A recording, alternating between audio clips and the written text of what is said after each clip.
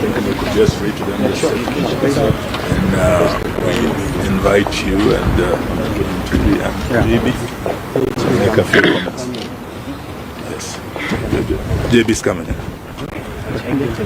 Yes. So you let us know when you're ready.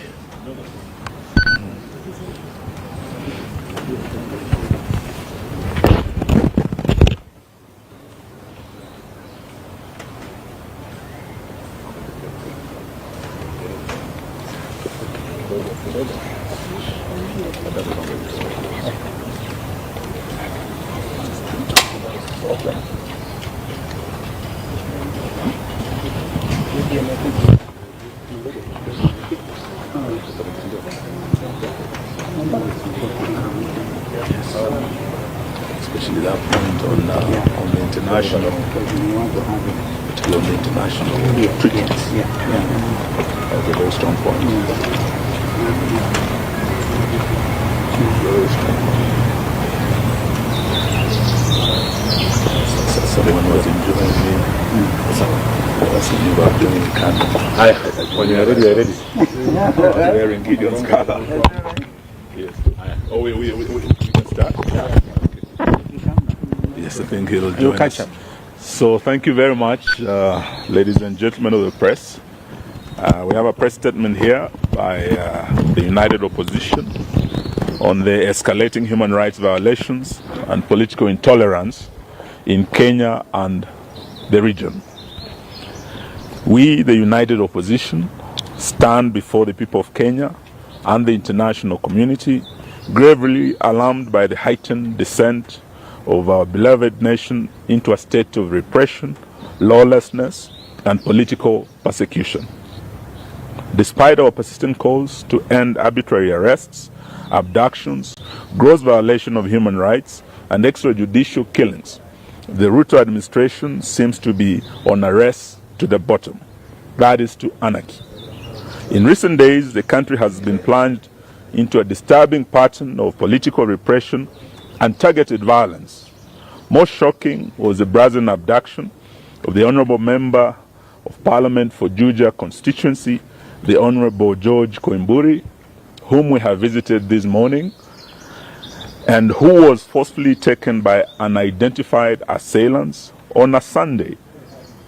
He had gone to church, only to be later found tortured and dumped in a coffee plantation somewhere in Kiambu, literally fighting for his life.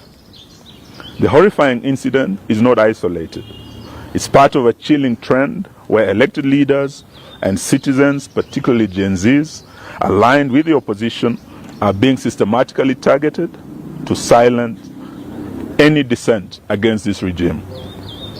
In Kakamega, what was meant to be a peaceful homecoming for our colleague Honorable Cleophas Malala and the supporters of the DCP party was quickly turned into a war zone as police deployed excessive force, including live ammunition, to disperse opposition supporters. A few days before, the same cruel pattern faced innocent, peaceful citizens in Bungoma protesting against the grabbing of the Nzoia Sugar Company. This use of disproportionate force on unarmed civilians is not only unlawful, but represents a dangerous erosion of the right to assemble as enshrined in Article 37 of the Constitution of Kenya. Moreover, we have repeatedly raised the alarm over the state-enabled culture of impunity, where political hooligans are mobilized to disrupt opposition events violently. These criminal gangs operate openly, often shielded or even escorted by state security forces. From Busia to Kisumu, Nairobi to Nyeri, opposition meetings have been ambushed, tents destroyed, sound systems and cars vandalized, and citizens assaulted. While the police stand by, or worse, collaborate in this chaos, this is no doubt a state-sponsored political terrorism.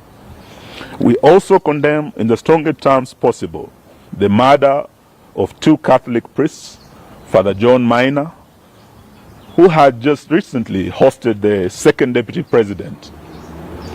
We also condemn the death and murder of Father Alois Cheruiyot Bet, who had also been paid a visit by DCI officers, only to be murdered shortly thereafter.